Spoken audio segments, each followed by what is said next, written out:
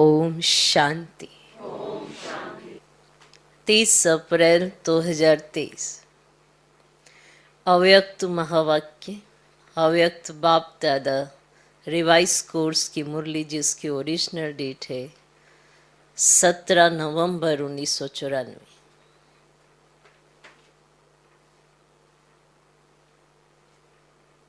मुरली का सार: हर गुण व शक्ति के अनुभव में खो जाना अर्थात खुश नसीब बनना। हर गुण व शक्ति के अनुभव में खो जाना अर्थात खुश नसीब बनना।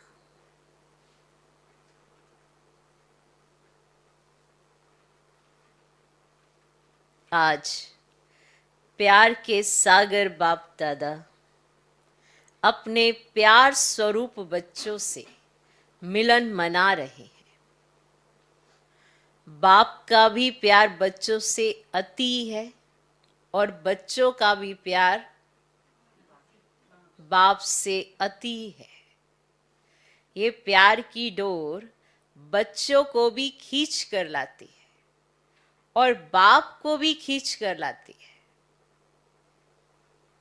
प्यार की डोर बच्चों को भी खींच कर लाती है, बाप को भी खींच कर लाती है। बच्चे जानते हैं कि ये परमात्म प्यार कितना सुखदाई है। अगर एक सेकंड भी प्यार में खो जाते हो तो अनेक दुख भूल जाते हैं। सुख के झूले में झूलने लगते हो। ऐसा अनुभव है ना? है ना? बाप दादा देख रहे हैं कि दुनिया के हिसाब से आत्माएं कितनी साधारण है, लेकिन भाग्य कितना श्रेष्ठ है। जो सारे कल्प में चाहे कोई धर्म आत्मा हो, महान आत्मा हो, लेकिन ऐसा श्रेष्ठ भाग्य ना तो किसी को प्राप्त है ना हो सकता है। तो अति साधारण और अति श्रेष्ठ भाग्यवान बाप दादा को साधारण आत्माएं ही पसंद है। क्यों?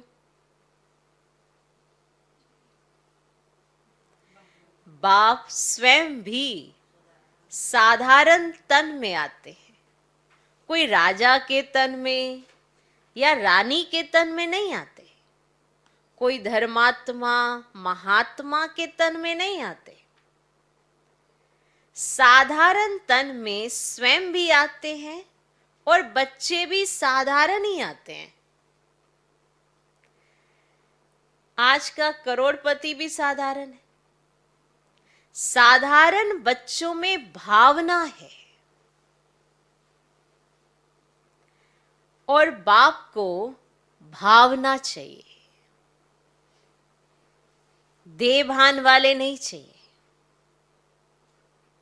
साधारण बच्चों में भावना है और बाप को भावना चाहिए, देभान वाले नहीं चाहिए। जितना बड़ा होगा उतना भावना नहीं होगी, लेकिन भान होगा। तो बाप को भावना का फल देना है और भावना साधारण आत्माओं में होती है। नामी ग्रामी आत्माओं के पास ना भावना है ना समय है। तो बाप देख रहे हैं कि कितने साधारण और कितने श्रेष्ठ भावना का फल प्राप्त कर रहे हैं। इसीलिए ड्रामानुसार संगम युग में साधारण बनना ये भी भाग्य की निशानी है।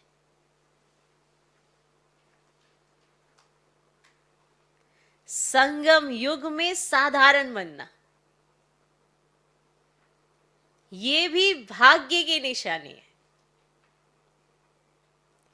क्योंकि संगम पर ही भाग्य विधाता भाग्य की श्रेष्ठ लकीर खींच रहे हैं। साधारण बने, संगम युग पर बहुत ऊंचा भाग्य है,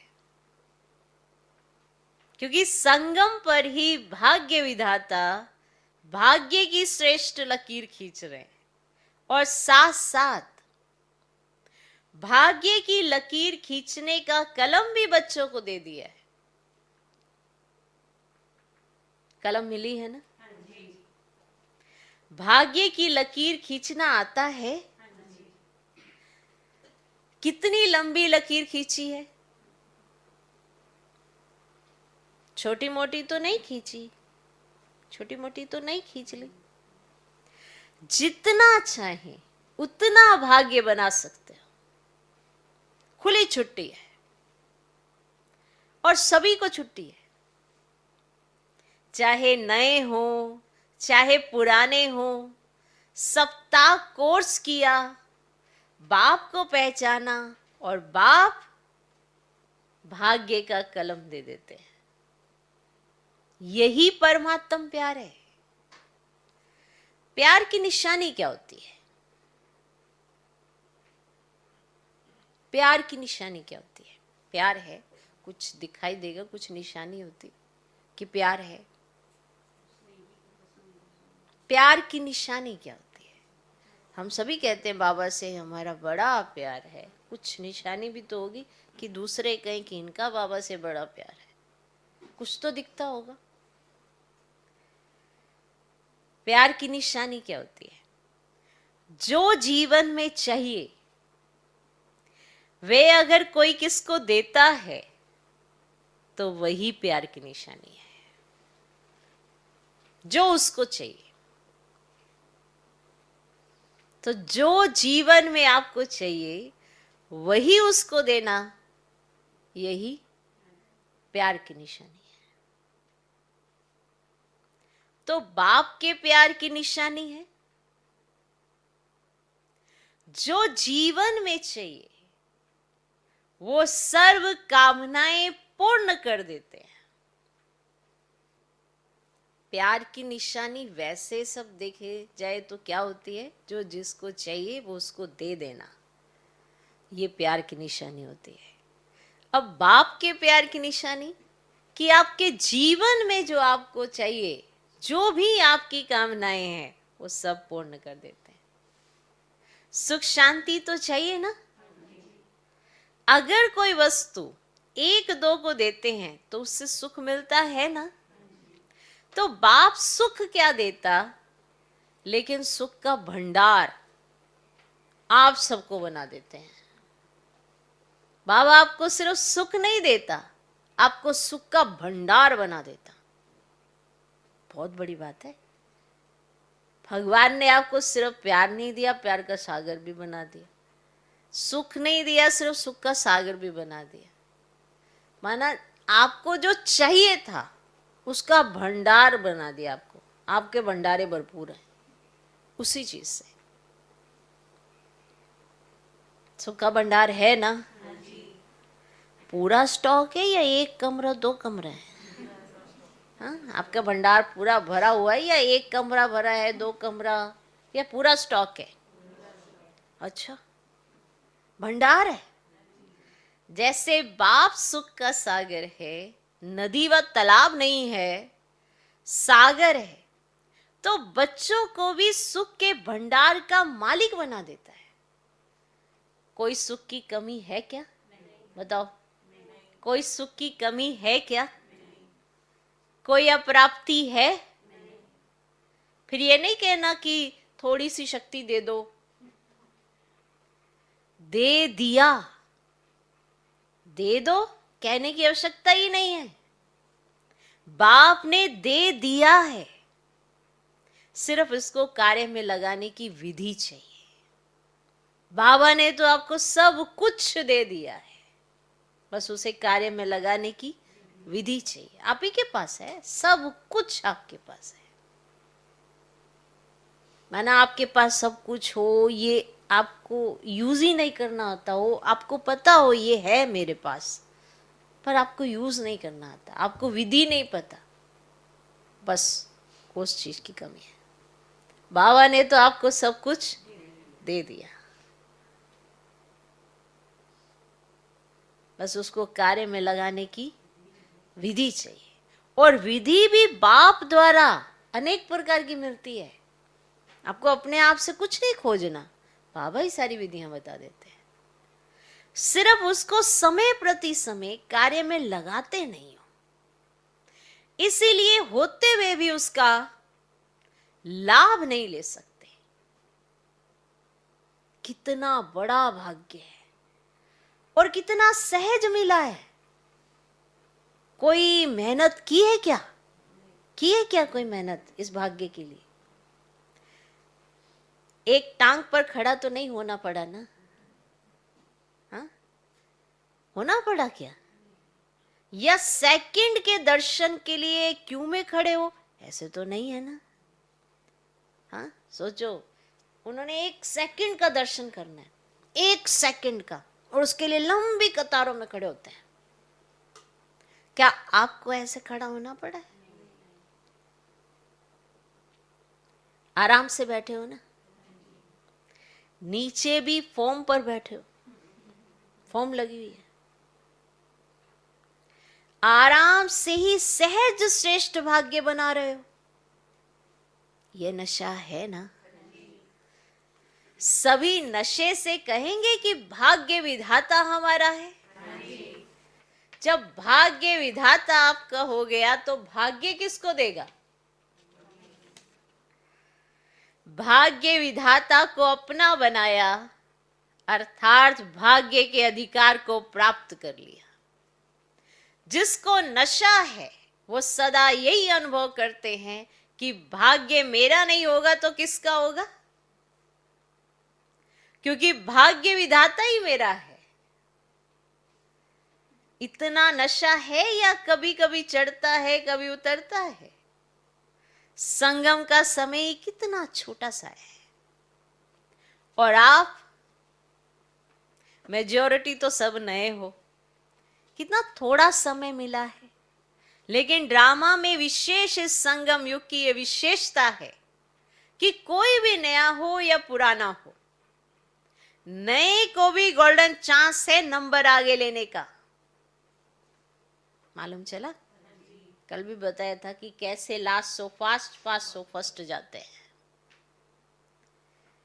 कि नए को भी गोल्डन चांस है नंबर आगे लेने का। तो नयों में उमंग है या समझते हो हमारे से आगे तो बहुत हैं, हम तो आए ही अभी हैं? नहीं, ये खुली छुट्टी है, जितना आगे बढ़ना चाहे उतना बढ़ सकते हैं, सिर्फ अभ्यास पर अटेंशन हो। कोई कोई पुराने अलबेले हो जाते हैं, और आप नए अलबेले नहीं होना तो आगे बढ़ जाएंगे, नंबर ले लेंगे। नंबर लेना है ना? फर्स्ट नंबर नहीं, फर्स्ट डिवीजन। फर्स्ट नंबर तो ब्रह्मा बाप निश्चित हो गए ना, लेकिन फर्स्ट डिवीजन में जितने चाहें उतने आ सकते हैं। तो सभी किस डिवीजन में आएंगे? सभी फर्स्ट में आएंगे, तो सेकंड में कौन आएगा? माताएं किस में आएंगी? फर्स्ट में आएंगी। बहुत अच्छा, आना ही है।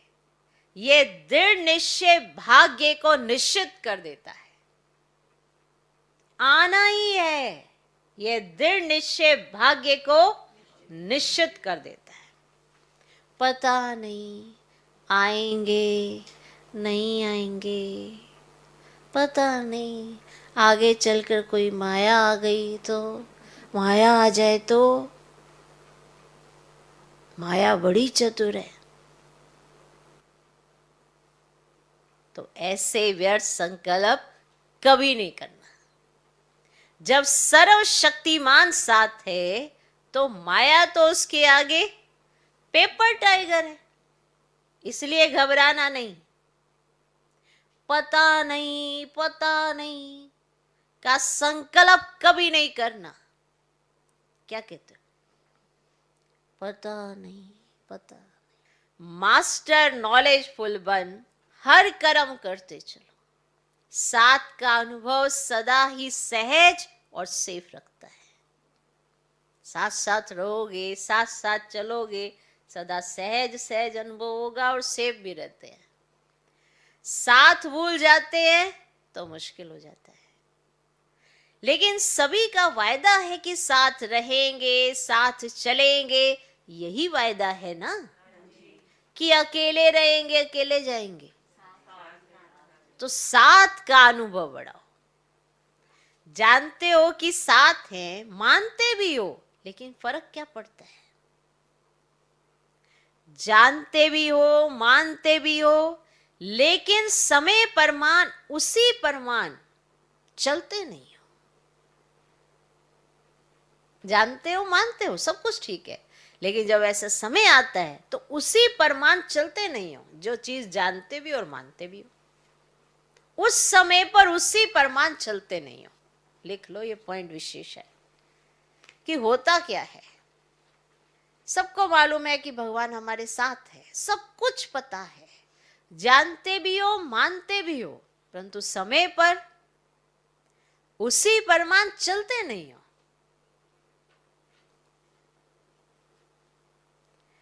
माया का फोर्स, ये जो कोर्स है, उसको भुला देता है। माया इतने फोर्स से आप अनुभव करते हो कि जो बाबा ने ये कोर्स कराया, ये भूल जाते हो कि बाबा ने इतना डिटेल में समझाया, इतना प्यार दिया, इतना सुख दिया, सब कुछ दिया, और एन मौके पे ही भूल जाते हो। लेकिन क्या माया बहुत बलवान है? माया बहुत बलवान है। वह बलवान है या आप बलवान हो? या कभी माया बलवान, कभी आप बलवान? आपकी कमजोरी माया है और कुछ नहीं है। आपकी कमजोरी माया बनकर सामने आती है। माया और कोई रूप थोड़ा है। कमी कमजोरियां ही तो माया है, और वो है तो मुझ में ही। उन्हीं कमी कमजोरियों को गुणों से भरो, शक्तियों से भरो, तो माया खत्म। तो ना कमजोर बनना है, ना माया आनी है। लक्ष्य ही है माया जीत, जगत जीत। कितने बार विजयी बने हो? अनगिनत बार। फिर भी घबरा जाते हो। कोई नई बात होती है तो कहा जाता है नई बात थी ना, मुझे पता नहीं था इसलिए घबरा गए। लेकिन एक तरफ कहते हो अनेक बार विजयी बने हैं, और फिर क्यों घबराते हो? बाप का प्यार ही यह है कि हर बच्चा श्रेष्ठ आत्मा बन राज्य अधिकारी बने। ये बाबा का प्यार है कि हर एक बच्चा श्रेष्ठ आत्मा बन राज्य अधिकारी बने।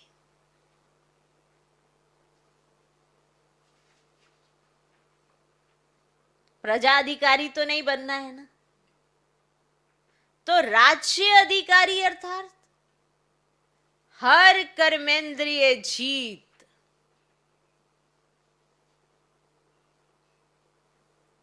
अगर अपनी कर्मेंद्रियों के ऊपर, मन बुद्धि संस्कार के ऊपर विजय नहीं, तो प्रजा पर क्या राज्य करेंगे? अगर ऐसे राजा बने तो अपने ऊपर विजय नहीं पा सकते, तो सतयुग भी कलयुग बन जाएगा। अगर ऐसे वाले राजा बने जो अपने ऊपर ही जीत नहीं पा सकते, तो सतयुग भी कलयुग ही बन जाएगा।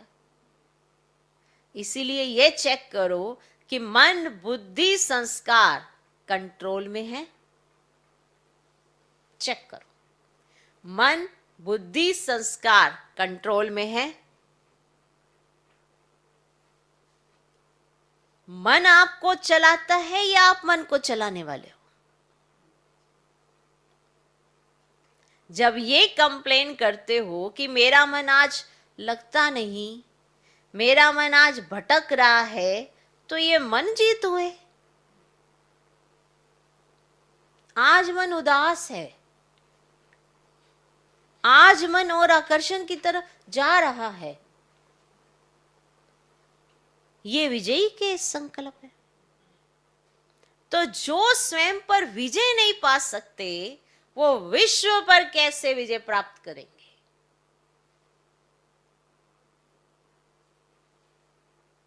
इसीलिए चेक करो, कर्मेंद्रिय जीत, मन जीत कहां तक बने हैं।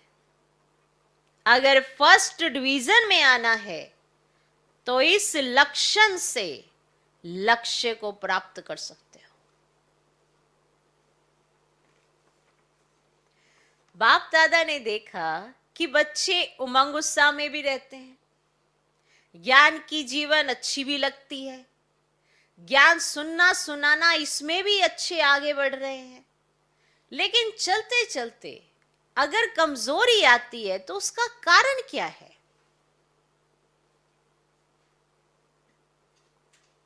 विशेष कारण है जो कहते हो, जो सुनते हो, उस एक एक गुण का, शक्ति का, ज्ञान के पॉइंट्स का अनुभव कम है। जो सुनाते हो, जो सुनते हो, जो वर्णन करते हो, उसके गुण का, शक्ति का, ज्ञान की पॉइंट्स का अनुभव कम है। मानो सारे दिन में स्वयं भी व दूसरों को भी कितनी बार कहते हो मैं आत्मा हूं, आप आत्मा हो, शांत स्वरूप हो, सुख स्वरूप हो। कितनी बार स्वयं भी सोचते हो और दूसरों को भी कहते हो ना ऐसे। लेकिन चलते फिरते आत्मिक अनुभूति, ज्ञान स्वरूप, प्रेम स्वरूप, शांत स्वरूप की अनुभूति वो कम होती है। माना सुनते और सुनाते बहुत अच्छा हो, ज्ञान स्वरूप, प्रेम स्वरूप, आनंद स्वरूप बनना है, पर अनुभूति कम है। सुनना कहना ज्यादा है और अनुभूति कम है। लेकिन सबसे बड़ी अथॉरिटी अनुभव की होती है और उस अनुभव में खो जाओ।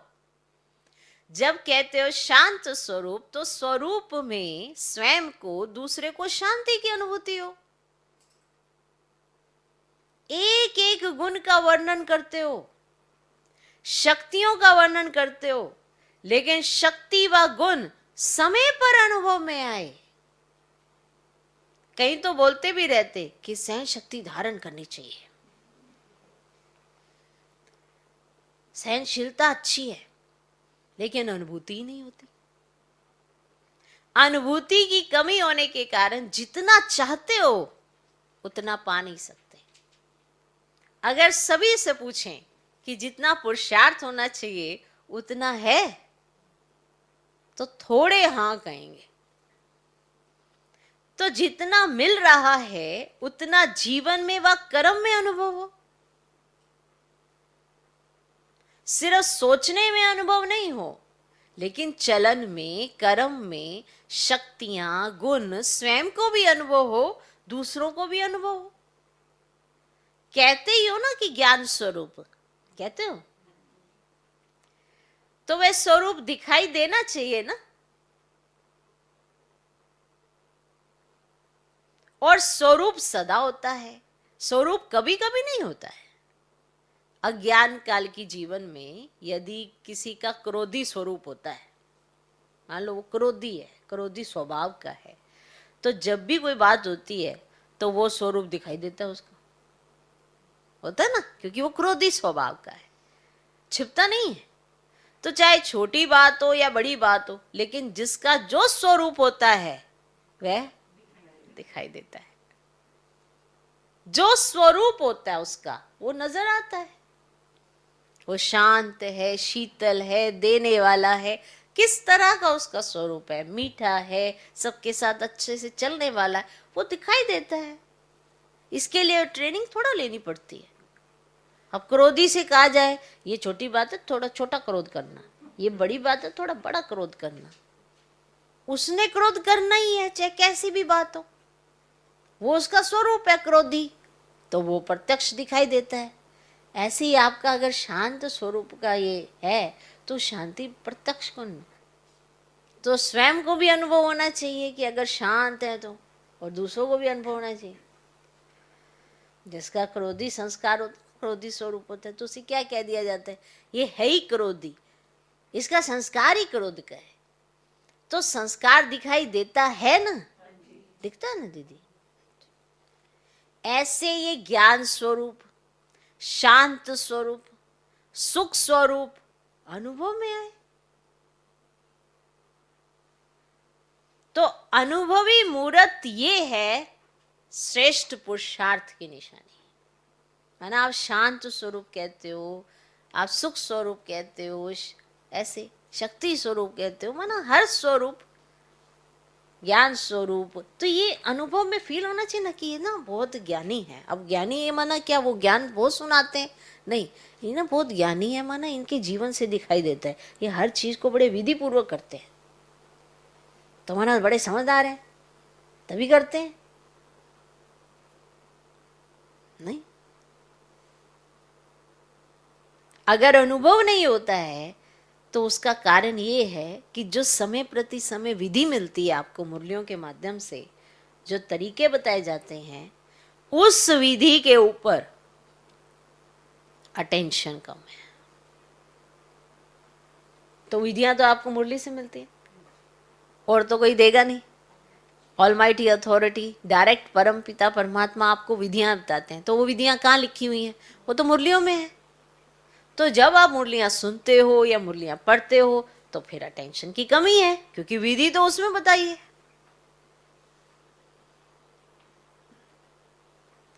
जितना ज्ञान को, शक्तियों को, गुणों को रिवाइज करते रहेंगे तो रियलाइज सहज होगा। ज्ञान को, गुणों को, शक्तियों को रिवाइज करना होगा। माना जो पॉइंट आप सुनते हो उसको प्रैक्टिकल जीवन में उतारना पड़ेगा, तब तो आपका अनुभव बनेगा। आप सुन रहे हैं, बाबा कहते हैं ऐसा कर लो, शांत स्वरूप की स्थिति में स्थित हो जाओ, सुख स्वरूप बन जाओ। अब सुख स्वरूप बन गए तो इसका मतलब ये नहीं कि मैं इसको 108 बार बोलूंगी, मैं सुख स्वरूप आत्मा, सुख देना पड़ेगा किसी को सुख, अभ्यास करना पड़ेगा कि आपकी हर एक्टिविटी से दूसरों को सुख की भासना आनी चाहिए, आपकी मनसा इतनी शुद्ध होनी चाहिए, तब जाके आप किसी को सुख दे पाएंगे। मनसा में शुद्ध वाइब्रेशंस होंगे, शुद्ध भाव होगा, तो अगर आपकी कोई एक्टिविटी दूसरों को गलत भी लगेगी, लेकिन अगर आपका भाव ही शुद्ध है तो आज नहीं तो कल उसे समझ आ जाएगा ये मेरे सुख की बात हो रही है ना। कई बार होता है ना, सामने वाले को टेम्परेरी फील होता है कि अरे नहीं ये तो मेरे अपोज में बात हो रही है, लेकिन आप उसके भले की बात कर रहे हो तो थोड़ा सा पेशेंस आपको भी धारण करना है कि हाँ भी आज नहीं तो कल उसे समझ आ जाएगा। लेकिन अगर आपकी मनसा शुद्ध होगी तो किसी को सुख दोगे। तो ऐसे बोलते रहने से मैं सुख स्वरूप तो नहीं बन सकती, या मैं शांत स्वरूप में तो नहीं स्थित हो जाए, मैं शांत हूं, मैं शांत हूं, मैं शांत। उसके लिए मुझे शांत होना पड़ेगा, माना मुझे मेरे संकल्प शांत करने पड़ेंगे, तब शांत स्वरूप आत्मा मैं फील कर पाऊंगी और दूसरे भी फील कर पाएंगे। तो वो चीजें मुझे प्रैक्टिकल करनी पड़ेगी। तो ज्ञान सुनना सहज है, ज्ञान को जीवन में धारण करना मुश्किल है, क्योंकि धारणा करने के लिए समाना पड़ता है और अटेंशन देना पड़ता है। तो हमको उसका स्वरूप बनना है, स्वरूप माना वैसा दिखाई देना चाहिए। तो जितना ज्ञान को, शक्तियों को, गुणों को रिवाइज करते रहेंगे तो रियलाइज सहज होगा। रिवाइज नहीं करते तो रियलाइजेशन भी कम है। सुना बहुत अच्छा, लेकिन चलते फिरते रिवाइज होना चाहिए। जैसे दुनिया वाले कहते हैं कि कर्म ही योग है, कर्म और योग अलग नहीं मानते, कर्म ही योग मानते हैं कि कर्म ही योग है, माना हमें भगवान को याद करने की जरूरत नहीं, हमारा कर्म ही परमात्मा है, कर्म ही हमारा योग है।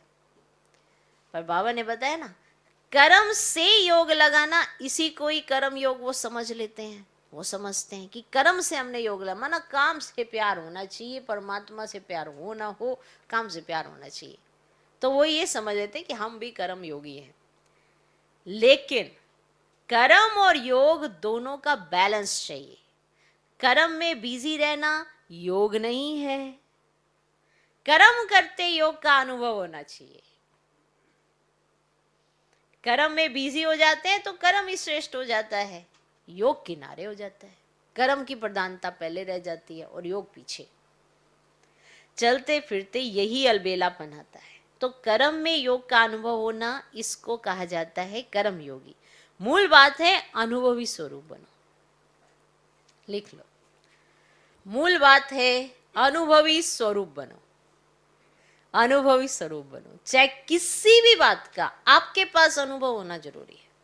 जो भी बाबा ने मुरलियों में कहा वो आपके अनुभव में होना जरूरी है। आपका अपना अनुभव होना चाहिए, तभी तो आपको अनुभवी मूर्त कहेंगे। एक एक गुण के अनुभव में खो जाओ, शक्ति स्वरूप बन जाओ। आपके स्वरूप से शक्तियां दिखाई दें। अभी भी देखो, अगर कोई में कोई विशेष शक्ति होती है तो उसके लिए कहते हो ना कि ये बहुत सहनशील स्वरूप है, इसमें समाने की शक्ति बहुत दिखाई देती है।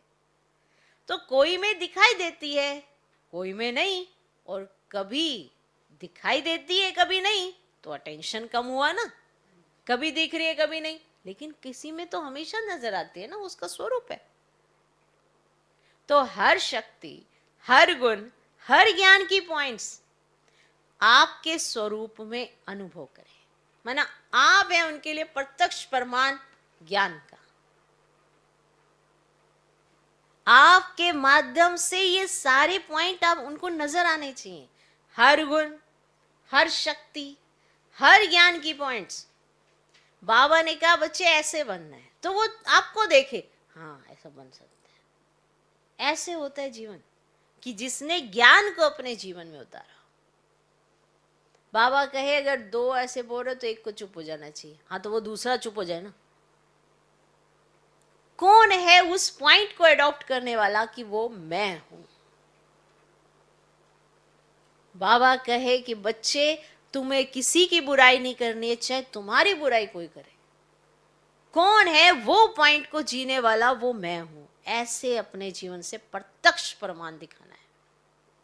हर गुण, हर शक्ति, हर ज्ञान की पॉइंट्स आपके स्वरूप में अनुभव करें, और वो तब होगा जब पहले स्वयं को अनुभव होगा। आपको भी तो लगना चाहिए कि हाँ ये वाला पॉइंट तो मैंने यूज किया हुआ है, हाँ ये वाला पॉइंट मेरे उस एक्सपीरियंस में काम आया था, मेरे साथ जो वो बात हुई थी, घटना घटी थी, वहाँ पे मेरा ये वाला पॉइंट इस्तेमाल हुआ था, बाबा ने मुझे बहुत अच्छा अनुभव कराया था। तो ऐसे ऐसे तो पहले स्वयं को वो अनुभव होगा। अगर स्वयं अनुभवी होगा तो दूसरे को उससे स्वतः ही अनुभव होगा, और जब अनुभव करते हो तो कितनी खुशी होती है। एक सेकंड भी अगर किसी गुण व शक्ति का अनुभव होता है तो कितनी खुशी बढ़ जाती है। और जब सदा अनुभवी स्वरूप होंगे तो सदा चेहरे पर खुशी की झलक, खुश नसीबी की झलक अनुभव होगी। तो अनुभव को बढ़ाओ। विधि तो स्पष्ट है ना। अच्छा, सभी खुश नसीब तो हो ही, लेकिन विशेष खुशी मनाने आए हो। खुश नसीब सभी हो, लेकिन विशेष खुशी मनाने आए हो। तो सबको खुशी मिली है,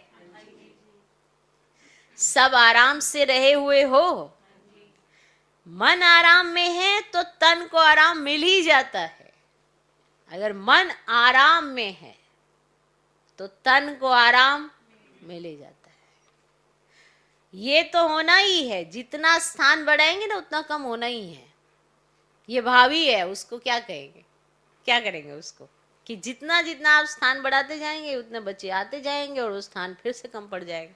तो ये तो भावी है, उसको क्या करेंगे। और अच्छा है, रिहर्सल हो जाती है, जहाँ बिठाओ, जैसे बिठाओ, जैसे सुलाओ, इसकी रिहर्सल हो जाती है। जो ये कहा था ना, जहाँ बिठाओ, जैसे बिठाओ, जहाँ सुलाओ, तो इसकी रिहर्सल हो जाती है। तो पट में सोना अच्छा है, पटराजा बन गए ना। शास्त्रों में तो पटरानी और पटराजा का बड़ा गायन है।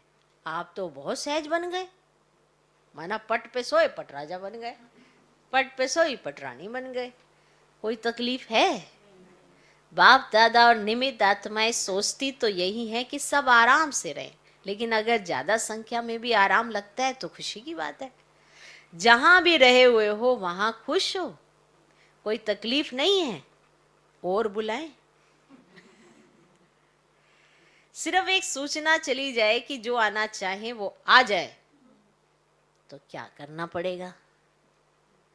अखंड तपस्या करनी पड़ेगी। खुशी की खुराक खाओ और अखंड योग करो, फिर तो सभी आ सकते हैं। करेंगे, थक नहीं जाएंगे, भूख नहीं लगेगी, 7 दिन नहीं खाएंगे, 7 दिन खाना नहीं मिलेगा। बाप दादा ऐसा हट कराना नहीं चाहते, सहज योगी हो ना। ये परमात्मा मिलन कम भाग्य नहीं है। माना जो भगवान से मिलन मना सके उसका भाग्य कितना ऊंचा होगा। ये परमात्मा मिलन कम भाग्य नहीं है। ये परमात्मा मिलन का श्रेष्ठ भाग्य कोटों में कोई आप आत्माओं को ही मिलता है। सबको नहीं नसीब होता, सब नहीं मिल पाते, और जिनको मिला उन्होंने अपना भाग्य समझा तो ये जो मिलन होता है वंडरफुल हो जाता है। तो ये कोई छोटा मोटा भाग्य नहीं है, बहुत बड़ा भाग्य है। अच्छा, मिल लिया ना। भक्ति में तो जड़ चित्र मिलता है, और यहाँ चैतन्य बाप बच्चों से मिलते भी हैं, रूरियान भी करते हैं।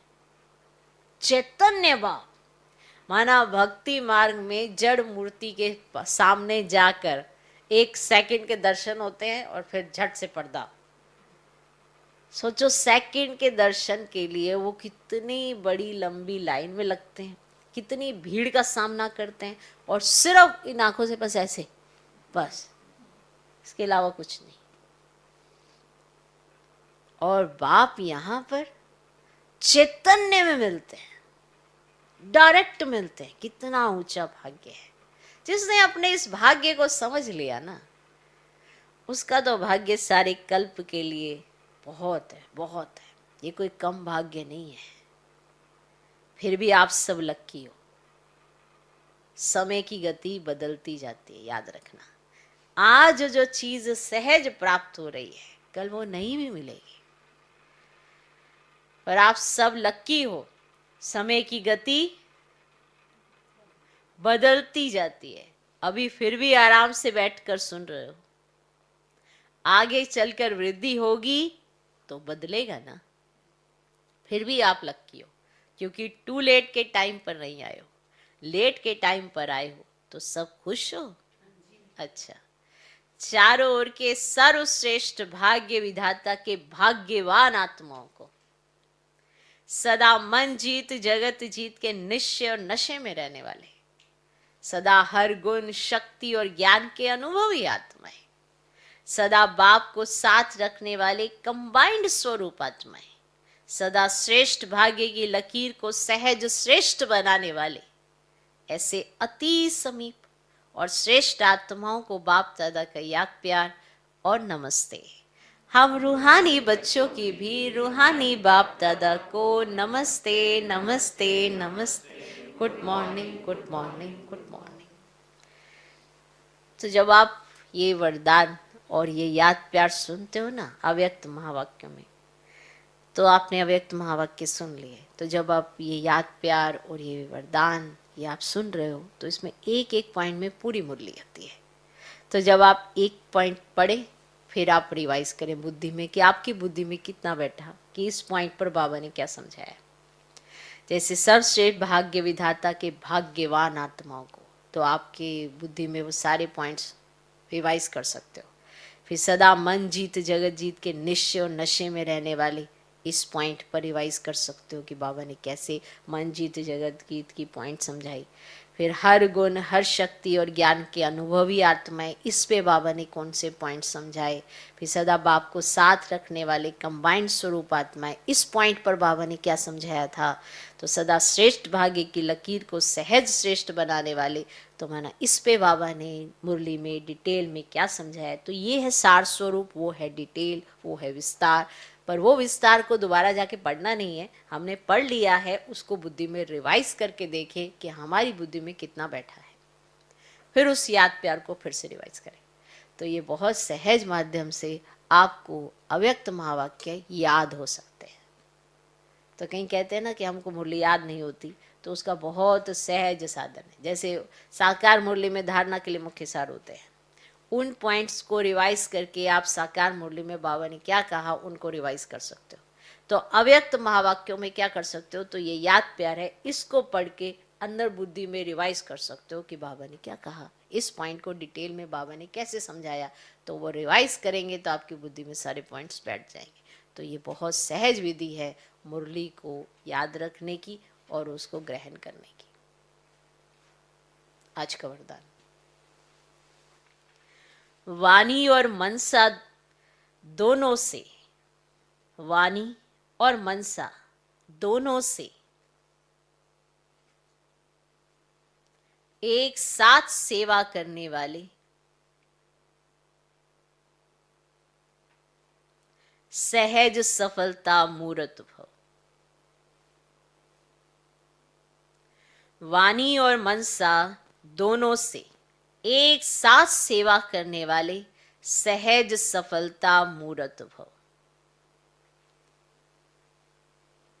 वाचा के साथ साथ संकल्प शक्ति द्वारा सेवा करना, यही पावरफुल अंतिम सेवा है। जब मनसा सेवा और वाणी की सेवा दोनों का कंबाइंड रूप होगा तब सहज सफलता होगी, इससे दुगनी रिजल्ट निकलेगी। वाणी की सेवा करने वाले तो थोड़े होते हैं, बाकी रेख देख करने वाले दूसरे कार्यों में जो रहते हैं उन्हें मनसा सेवा करनी है। इससे वायुमंडल योग युक्त बनता है। हर एक समझे मुझे सेवा करनी है तो वातावरण भी पावरफुल होगा और सेवा भी डबल हो जाएगी। आज का स्लोगन, सदा एक रस स्थिति के आसन पर विराजमान हो रहो, सदा एक रस स्थिति के आसन पर विराजमान रहो तो अचल अडोल रहेंगे। सदा एक रस स्थिति के आसन पर विराजमान रहो तो अचल अडोल रहेंगे। माना स्थिति हमारी एक रस, ये वाला आसन, इसके ऊपर बैठे हो। आसन तो वही अच्छा लगता है ना जो स्थिर हो, ऐसे थोड़ा हिलता डुलता रहो तो डर ही लगा रहेगा अभी गिरे कि गिरे। तो जब अंगद ने पाँव रखा था कि ये लो मेरा पाँव उठा के दिखाओ, उसे अचल अडोल का टाइटल क्यों मिला था, क्योंकि उसने एक रस एक स्थान पर अपना पाँव रखा था, कहा था अब उठा के दिखाओ, और एक ही संकल्प से। तो हमारी स्थिति भी ऐसी होनी चाहिए कि एक संकल्प में हम ऐसे स्थित हो जाएं, एक रस पोजीशन हो, और ये आसन कभी हिले डुले नहीं और संकल्पों से हिलाना डुलाना नहीं, बस एक संकल्प से दृढ़ता धारण करें तो अचल अडोल रहेंगे, कोई हिला नहीं सकता आपको। क्या कहते हैं माया आ जाएगी ये आ जाएगी, तो आज बाबा ने स्पष्ट किया माया कुछ नहीं है, वो आपकी कमी कमजोरी है जिसको निकालना है। यही तो पुरुषार्थ है कि सारी कमी कमजोरियां निकालनी है, गुण और शक्तियां धारण करनी है। तो सदा एक रस स्थिति के आसन पर